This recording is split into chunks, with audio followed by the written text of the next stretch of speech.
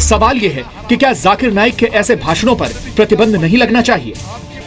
सरकार को पूरी जांच करके जल्द से जल्द जाकिर नाइक के जहरीले भाषणों पर प्रतिबंध लगाना चाहिए। सरकार को पूरी जांच करके जल्द से जल्द जाकिर नाइक के जहरीले भाषणों पर प्रतिबंध लगाना चाहिए। नाइक के जहरीले भाषणों पर प्रतिबंध लगाना चाहिए। ভারতীয় টিভি চ্যানেল জি নিউজের প্রতিবেদনে আমরা দেখলাম তারা রীতিমতো ভারত সরকারের কাছে আবেদন করে বলছে যত দ্রুত সম্ভব ডক্টর জাকির নায়েকের বিষাক্ত বক্তব্যের উপর নিষেধাজ্ঞা আরোপ করতে। সঙ্গে তারা এও বলছে और ये संदेश देना चाहिए कि किसी को भी सीधे या परोक्ष रूप से आतंक फैलाने का डिस्काउंट नहीं मिल सकता। জি নিউজ বলল কেউ যেন প্রত্যক্ষ এবং পরোক্ষভাবে আতঙ্ক অর্থাৎ সন্ত্রাসীকে উৎসাহিত করতে না পারে সেই দিকে দৃষ্টিপাত করতে। कि किसी को भी सीधे या परोक्ष रूप से आतंक फैलाने का डिस्काउंट नहीं मिल सकता। এখন কথা হচ্ছে জাকির নায়েকের বক্তব্য শুনে আপনাদের কি কারো কখনো মনে হয়েছে তিনি সন্ত্রাসবাদের পৃষ্ঠপোষক, বা কেউ কি একবারের জন্য বলতে পারবেন তিনি সন্ত্রাসবাদকে মদত দিচ্ছেন? কিন্তু এ কথা বলার সঙ্গে সঙ্গে আপনারা আমাকে একটি জি নিউজের ভিডিও দেখাতে পারেন যেখানে জাকির নায়েক নিজেই বলছেন প্রত্যেকটি মুসলিমকেই সন্ত্রাসী হতে হবে, जो सभी मुसलमानों को आतंकी बनने की सलाह देता है। Every Muslim should be a terrorist. The thing is that if he's terrorizing a terrorist, he's following Islam. আপনাদের জ্ঞাতার্থে বলে রাখি জি নিউজের করা এই ভিডিওটি দেখে নাস্তিকরা খুব বেশি খুশি হবেন না। সঙ্গে জাকির নায়েক ভক্তদেরও হতাশাগ্রস্ত হওয়ার কোনো কারণই নেই, কারণ জি নিউজ উদ্দেশ্য প্রণোদিতভাবে জাকির নায়েককে ভারত থেকে বিতাড়িত করার জন্য ভুলভাবে এই নিউজটি সাধারণ মানুষের সামনে ব্যাখ্যা করেছেন, যাতে জাকির নায়েক সম্পর্কে সাধারণ মানুষের ধারণা পাল্টে যায়, সঙ্গে ইন্ডিয়া থেকে তাকে বিতাড়িত করাও সহজ হয়। কিন্তু এত বড় একজন ধর্মীয় স্কলারকে ভারত তাড়িয়ে দিতে চাইবে কেন? তিনি তো তাদের দেশের সম্পদের মতো। আর এত বড় একজন ধর্মীয় স্কলারের বিরুদ্ধে মিথ্যা অপবাদ দেয়া এবং অপপ্রচার ছড়ানো এত সহজেই হয়ে গেল? জাকির নায়েকের বিরুদ্ধে অপবাদ ছড়ানো সহজ ছিল না। 1991 সাল থেকে চলে আসা জাকির নায়েকের বক্তব্য হিন্দু রাষ্ট্র ভারতকে বারবার বিব্রত করলেও জাকির নায়েককে থামানোর মতো কোনো যুক্তিবিদ্যা হিন্দু স্কলারদের জানা ছিল না। কিন্তু জাকির নায়েককে থামানোর প্রয়োজনও ছিল, কারণ জাকির নায়েকের কথা শুনে শত শত হিন্দু ইসলাম ধর্মে দীক্ষিত হচ্ছিল। And I believe you're a Hindu sister? Yeah, I'm Hindu.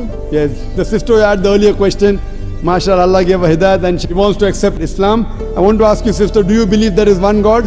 Yeah, I believe in Do you God. believe that Almighty God has got no images? Yes, sir, I believe. Yes. And you, तो आप मानते खुदा एक है? हाँ एक है। आप मानते खुदा के अलावा कोई माबूद नहीं। आप मानते बुत परस्ती गलत है? गलत है। आप मानते मोहम्मद सल्लल्लाहु अलैहि वसल्लम आखिरी पैगंबर है? मैं अरबी में कहूँगा आप दोहराइए। भाई साहब इंशाल्लाह इस्लाम कबूल करना चाहते हैं। मैं आपसे पूछना चाहता हूँ, कोई भी आपको जबरदस्ती कर रहा है इस्लाम कबूल करने के लिए? नहीं। कोई भी आपको प्रेशर है? नहीं, कोई नहीं। आपको कोई भी दबाव है? नहीं। अच्छा भाई, आपका नाम क्या है? आपका नाम क्या भाई? मेरा नाम सुब्रतपाल है। और आपका नाम? टोपूपाल। टोपूपाल, माशाल्लाह। दो पाल इधर आ गए, माशाल्लाह। आप दोनों मानते हैं कि खुदा एक है? जी हाँ। आप दोनों मानते हैं कि बुत परस्ती गलत है, मूर्ति पूजा गलत है? जी हाँ। आप मानते हैं मोहम्मद सल्लल्लाहु अलैहि वसल्लम आखिरी पैगंबर है? जी हाँ। Ashhadu Ashhadu Allah Allah ilaha ilaha illallah illallah wa ashhadu wa ashhadu anna anna Muhammadan Muhammadan abduhu abduhu wa rasuluhu. wa rasuluhu. तो आप मानते हैं अल्लाह एक है और मोहम्मद सल्लल्लाहु अलैहि वसल्लम आखिरी पैगंबर है? हाँ मानते। तो आप चाहते हैं कि इस्लाम कबूल करें? লা ইলাহা ইল্লাল্লাহ মুহাম্মাদুর রাসূলুল্লাহ। माशाल्लाह माशाल्लाह। আপনাদের কি মনে আছে 2 বছর আগে একটি নিউজ আমাদের চোখের সামনে খুব বেশি আসা যাওয়া করত? তা হচ্ছে 2050 সালের মধ্যে বিশ্বের মুসলিম সংখ্যাগরিষ্ঠ দেশ হবে ভারত। এই সংবাদটি ভারতীয় কট্টরপন্থী হিন্দু গুরুদের মাথা খারাপ করে দেয়। তারা চিন্তা করতে থাকে জাকির নায়েকই হচ্ছে সকল সত্যের মূল, তাই যে কোনো উপায় হোক ভারত থেকে জাকির নায়েককে বিতাড়িত করতেই হবে, তার যে কোনোভাবে হোক। কিন্তু 25 বছর ধরে যেই লোক মঞ্চে মঞ্চে ভাষণ দিয়ে আসছে তার বিরুদ্ধে কেউই একটি অভিযোগের সত্যতাও প্রমাণ করতে পারেনি। জাকির নায়েককে নিয়ে যখন ভারত টালমাটাল অবস্থা রয়েছে ঠিক তখনই 2016 সালের 1 জুলাই ঢাকার গুলশানে হোলি আর্টিজান রেস্তোরাঁয় সন্ত্রাসী হামলায় 2 জন পুলিশ সহ 22 জন নাগরিককে হত্যা করে জঙ্গিরা।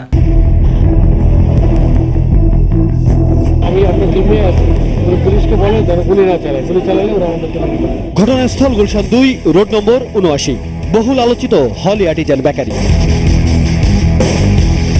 1 জুলাই 2016 রাত আনুমানিক 9টা। দেশের ইতিহাসে সবচেয়ে ভয়াবহ জঙ্গি হামলা। নড়েচড়ে বসে দেশের আইন শৃঙ্খলা বাহিনী, আতঙ্ক ছড়িয়ে পড়ে সারা দেশে। হলি আর্টিজানে জঙ্গি হামলার ঘটনার পরিস্থিতি অত্যন্ত দক্ষতার সাথে সামাল দেয় বাংলাদেশের আইন শৃঙ্খলা বাহিনী। এই সময় আইন শৃঙ্খলা বাহিনীর অভিযানে 5 জন জঙ্গিও নিহত হয়। এদিকে আকাশ, বিকাশ, ডন, বাঁধন ও রিপন নামে 5 জঙ্গির ছবি প্রকাশ করে পুলিশ সদর দপ্তর। ধারণা করা হয় এগুলো তাদের ছদ্মনাম। ঠিক সে সময় জি নিউজ পেয়ে যায় একটি সুযোগ। বাংলাদেশের জঙ্গি হামলার ঘটনার ঠিক 5 দিন পর অর্থাৎ 6 জুন জঙ্গি হামলা নিয়ে একটি এক্সক্লুসিভ রিপোর্ট পেশ করে জি নিউজ। लेकिन सबसे पहले ये देखिए कि ढाका हमले के बाद जाकिर नाइक अचानक चर्चा में क्यों आ गया है। যেখানে তারা বলে হলি আর্টিজানে হামলাকারী জঙ্গি রেহান ইমতিয়াজ নাকি জাকির নাইক দ্বারা প্রভাবিত হয়েছে। जाकिर नाइक अचानक चर्चा में क्यों आ गया है। ढाका में हमला करने वाले आतंकी रोहन इम्तियाज जाकिर नाइक से प्रभावित था। এর আগের বছর জঙ্গি রেহান ইমতিয়াজ নাকি জাকির নাইকের একটি বক্তব্যের উপর প্রোপাগান্ডাও চালায়। जाकिर नाइक से प्रभावित था। पिछले वर्ष उसने फेसबुक पर जाकिर नाइक के लेक्चर्स को लेकर एक प्रोपेगेंडा भी चलाया था। একটু ভালোভাবে লক্ষ্য করুন, সংবাদ পাঠক শুধু মুখে বলছে জঙ্গি রেহান জাকির নাইক দ্বারা প্রভাবিত হয়েছে। তারা কিন্তু জঙ্গি রেহানের ফেসবুক আইডি বা জঙ্গি রেহান কিভাবে জাকির নাইক দ্বারা প্রভাবিত হয়েছে তা প্রমাণ করতে পারেনি। সঙ্গে জঙ্গি রেহান কিভাবে জাকির নাইকের লেকচারকে ফলো করে প্রোপাগান্ডা চালিয়েছে তাও প্রমাণ করতে পারেনি, শুধু মুখে বলেছে। ढाका में हमला करने वाले आतंकी रोहन इम्तियाज जाकिर नाइक से प्रभावित था।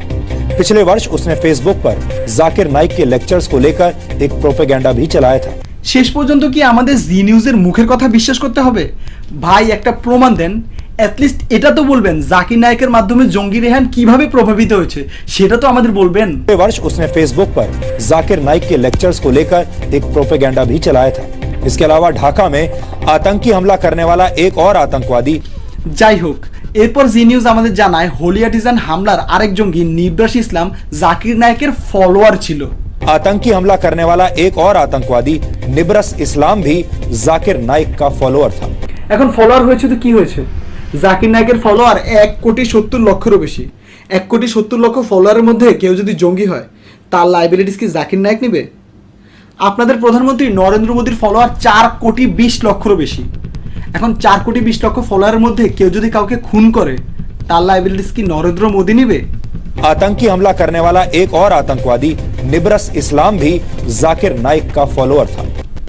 দেখেছেন, এবারও কিন্তু আমাদের জি নিউজের মুখের কথাই বিশ্বাস করতে হবে, কারণ জঙ্গি নিব্রাস কি আসলেই কি জাকির নাইককে ফলো করতো কিনা তাও কিন্তু জি নিউজ প্রমাণ করতে পারেনি। निब्रस इस्लाम भी जाकिर नाइक का फॉलोअर था। आपको बता दें कि इससे पहले भी दुनिया के तमाम आतंकवादी जाकिर नाइक से प्रभावित हो चुके हैं। 2009 में न्यूयॉर्क सबवे को बम से उड़ाने की साजिश रचने के आरोप में गिरफ्तार किया गया नजीबुल्ला जाजी भी जाकिर नाइक के भाषणों से ही प्रभावित था। 2007 में स्कॉटलैंड के ग्लासगो एयरपोर्ट पर बम से हमला करने वाला कफील अहमद भी जाकिर नाइक से प्रभावित था। 11 जुलाई 2006 को मुंबई की लोकल ट्रेन में हुए सीरियल बम धमाकों को अंजाम देने वाला राहिल शेख भी जाकिर नाइक के लेक्चर सुनता था। इसके अलावा ISIS के हैदराबाद मॉड्यूल का हेड इब्राहिम यजदानी भी जाकिर नाइक से बुरी तरह प्रभावित था। यानी जाकिर नाइक के भाषणों से प्रभावित होकर दुनिया भर में बहुत सारे युवा आतंकवाद के रास्ते पर जा रहे हैं। দুনিয়ার তামাম জঙ্গি জাকির নাইকের দ্বারা প্রভাবিত হয়েছে, অথচ আপনারা একটিবারের জন্য প্রমাণ করতে পারলেন না জাকির নাইকের দ্বারা এইসব জঙ্গি কিভাবে প্রভাবিত হয়েছে। জি নিউজের এসব কথা শুধুমাত্র জাকির নাইকের বিরোধীরা বিশ্বাস করবে, কোনো সুস্থ মস্তিষ্কের মানুষ এটা কখনোই বিশ্বাস করবে না। জি নিউজ খুব ভালোভাবেই জানতো সাধারণ মানুষ জি নিউজের মুখের কথা বিশ্বাস করবে না, তাই তারা এবার ভিন্ন গেম খেলে। এবার তারা জাকির নাইকের বিভিন্ন ভিডিও ফুটেজ বিভিন্নভাবে কেটে সাধারণ মানুষের সামনে ভিন্ন ভিন্নভাবে ব্যাখ্যা করে। আসুন আমরা সবাই মিলে জি নিউজের সেই ভিডিওগুলো ব্যাখ্যা করি। तो ओसामा बिन लादेन को आतंकी नहीं मानता। If he is terrorizing the terrorist, if he is terrorizing America, the terrorist, biggest terrorist, I am with him. If he terrorizing the terrorist, then I am with him. যদি সে সন্ত্রাসীকে ভয় দেখায় তাহলে আমি তার সঙ্গে আছি। যদি কেউ সন্ত্রাসীকে ভয় দেখায় তাহলে জাকির নাইক তার সঙ্গে আছে। এখানে দোষের কি পাইলেন ভাই? পাকিস্তানের সঙ্গে ভারতের সমস্যা চলছে, পাকিস্তানি কোনো সন্ত্রাসীকে ভারতীয় আর্মি যদি ভয় দেখায় তাহলে পুরো ভারত সেই ভারতীয় আর্মিদের সঙ্গে আছে। এটাতে দোষের কি আছে ভাই? जो सभी मुसलमानों को आतंकी बनने की सलाह देता है। Every Muslim should be a terrorist. The thing is that if he is terrorizing a terrorist, he is following Islam. এখানে জি নিউজ সবচেয়ে নোংরা খেলাটি খেলেছে।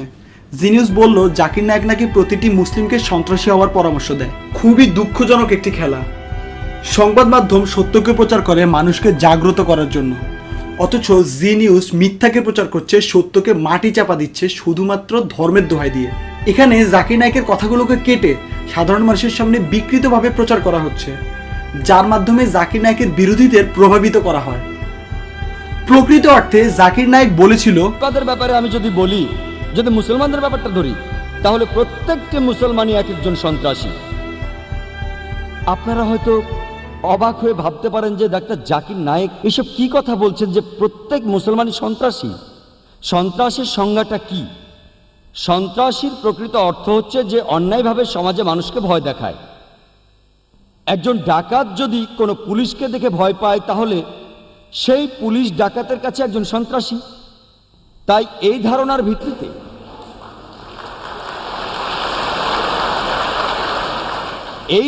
ভিত্তিতে ডাকাতের কাছে প্রতিটি মুসলমানই এক একজন সন্ত্রাসী। যখন একজন ডাকাত মুসলমানকে দেখে তখন সে ভয় পায়, যখন একজন ধর্ষণকারী মুসলমানকে দেখে তখন সে ভয় পায়। এইভাবে প্রতিটি অসামাজিক কার্যকলাপ প্রত্যেকটি মুসলমানের এক একজন সন্ত্রাসী হওয়া উচিত।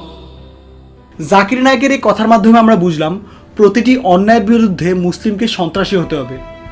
রাস্তার ধারে একটি মেয়েকে কিছু ছেলে মিলে ডিস্টার্ব করছে, সেক্ষেত্রে একটি মুসলিমের উচিত হবে সেসব ছেলেদের বিরুদ্ধে সন্ত্রাসী রূপে আচরণ করা এবং সেসব ছেলেদের উচিত শিক্ষা দেওয়া। জাকির নায়েক এই অর্থে বলেছিলেন মুসলিমকে সন্ত্রাসী হয়ে প্রতিটি অন্যায়ের বিরুদ্ধে সোচ্চার হওয়া উচিত। একজন মানুষকে অন্যায়ের বিরুদ্ধে সোচ্চার হতে বলছেন, এটাও কি অপরাধ? जो सभी मुसलमानों को आतंकी बनने की सलाह देता है। Every Muslim should be a terrorist. The thing is that if he's terrorizing a terrorist, he's following Islam. যেখানে কুরআনের উদ্ধৃতি দিয়ে জাকির নায়েক সন্ত্রাসীদের বিরুদ্ধে কঠোর অবস্থান গ্রহণ করেছিলেন। In Surah Maida, chapter number 5, verse number 32, the verse which was recited by the Qari, it says that if anyone, whether Muslim or non-Muslim, kills any other human being, whether Muslim or non-Muslim, it is as though he has killed the whole of humanity. জি নিউজের মিথ্যা propaganda আপনারা সবাই হয়তো বুঝতে পেরেছেন।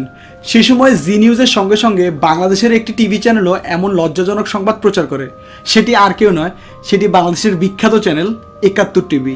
সরাসরি তার বিরুদ্ধে সন্ত্রাসবাদ উস্কে দেওয়ার অভিযোগ এলো। সন্ত্রাসবাদের ব্যাপারে আমি যদি বলি, যদি মুসলমানদের ব্যাপারটা ধরি, তাহলে প্রত্যেকটি মুসলমানই এক একজন সন্ত্রাসী। শুধু ঢাকা নয়, এর আগে 2006 সালে ভারতের মুম্বাইয়ে ট্রেনে বোমা হামলাকারী ফিরোজ ঘাসওয়ালার অনুপ্রেরণাও ছিল জাকির। অভিযোগ আছে এই হামলার মূল পরিকল্পনাকারী দীর্ঘদিন কাটিয়েছেন জাকিরের ফাউন্ডেশনে। অথচ আমরা দেখলাম জাকির নায়েক বলেছিলেন যারা মানবতার বিরুদ্ধে কথা বলে তাদের বিরুদ্ধে সোচ্চার হতে। তাহলে প্রত্যেকটি মুসলমানই এক একজন সন্ত্রাসী। আপনারা হয়তো অবাক হয়ে ভাবতে পারেন যে ডাক্তার জাকির নায়েক এসব কি কথা বলছেন যে প্রত্যেক মুসলমানই সন্ত্রাসী। সন্ত্রাসের সংজ্ঞাটা কি? সন্ত্রাসীর প্রকৃত অর্থ হচ্ছে যে অন্যায়ভাবে সমাজে মানুষকে ভয় দেখায়। একজন ডাকাত যদি কোনো পুলিশকে দেখে ভয় পায়, তাহলে সেই পুলিশ ডাকাতের কাছে একজন সন্ত্রাসী। এছাড়া জাকির নায়েককে নিয়ে আরও একটি সংবাদ প্রচারিত হয়, যা হচ্ছে উগ্র এবং সন্ত্রাসবাদের মদত দেওয়ার জন্য মালয়েশিয়া নাকি জাকির নায়েক সহ পিস টিভিকে প্রচার বন্ধ করে দিয়েছে। শুধু বাংলাদেশ বা ভারত নয়, উগ্র ও সন্ত্রাসবাদী মদত দেওয়ার অভিযোগে মালয়েশিয়া, যুক্তরাজ্য, যুক্তরাষ্ট্র ও কানাডা বেশ আগেই পিস টিভির সম্প্রচার নিষিদ্ধ করেছে। অথচ কয়দিন আগেও মালয়েশিয়ায় নির্বিঘ্নে চলাফেরা করছিলেন জাকির নায়েক।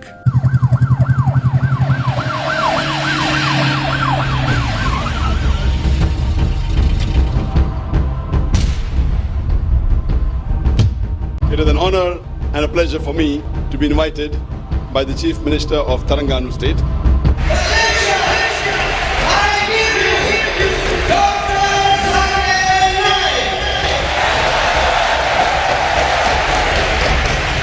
শুধু তাই নয়, জাকির নায়েককে সে সময় মালয়েশিয়ান সরকার নাগরিকত্ব দিয়ে দেয়। Mahathir Mohamad added that Malaysia will not deport Islamic preacher Zakir Naik so long as he does not cause any problems. The government stand on Zakir Naik, will he be deported or will he be allowed to remain here? As long as he is not creating any problem, we will not deport him because he has been given permanent resident status. উগ্র ও সন্ত্রাসবাদী মদত দেওয়ার অভিযোগে Malaysia, যুক্তরাজ্য, যুক্তরাষ্ট্র ও Canada বেশ আগেই piece টিভির সম্প্রচার নিষিদ্ধ করেছে। এইসব মিথ্যা, বানোয়াট, ভিত্তিহীন সংবাদের বিরুদ্ধে আমাদের সকলকে সোচ্চার হতে হবে।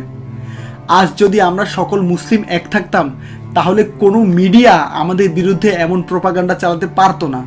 আমি জানি শুধু ভিন্ন ধর্ম নয়, জাকির নায়েককে অসংখ্য মুসলিমও অপছন্দ করে থাকতে পারেন, কারণ জাকির নায়েক আহলে হাদিস মতাদর্শের মানুষ। কিন্তু আমরা যেই মাযহাবেরই হই না কেন, জাকির নায়েক ইসলামের উন্নয়নে পৃথিবীর বুকে অবদান রেখেছে, তা আমরা কখনোই অস্বীকার করতে পারবো না। মনে রাখবেন, যখন আফগানিস্তান, সিরিয়া, ফিলিস্তিন, ইসরায়েলে মুসলিমদের উপর হামলা করা হয়, তখন আপনার বুকেও কিন্তু কষ্টটা লাগে। কে শিয়া, কে সুন্নি, কে ইবাদি, কে জাহেরি, কে ইসমাইলিয়া, কে আহমদিয়া, কে সুফিবাদে বিশ্বাসী, কে আহলে হাদিস। আমরা যদি এসব চিন্তা না করে সমগ্র মুসলিম যদি এক হয়ে যাই, তাহলে দুনিয়ার কোনো শক্তি আমাদের কোনো ক্ষতি করতে পারবে না বলে আমি বিশ্বাস করি। আশা করি বিষয়টি বুঝতে পেরেছেন। আমার সঙ্গে থাকবেন, আমার জন্য দোয়া করবেন। আসসালামু আলাইকুম। কথা আমি তখন বলছিলাম, পবিত্র কোরআনের সূরা ইসরার 81 নম্বর আয়াতে আছে যে ওয়াকুল জাল হক ওয়া যাকাল বাতিল ইন্নাল বাতিলা কানা যাউকা। যখন সত্যের সামনে মিথ্যে দাঁড়ায়, মিথ্যে ধ্বংস হয়, কারণ মিথ্যে হলো খারাপ, আর খারাপ ধ্বংস হবেই।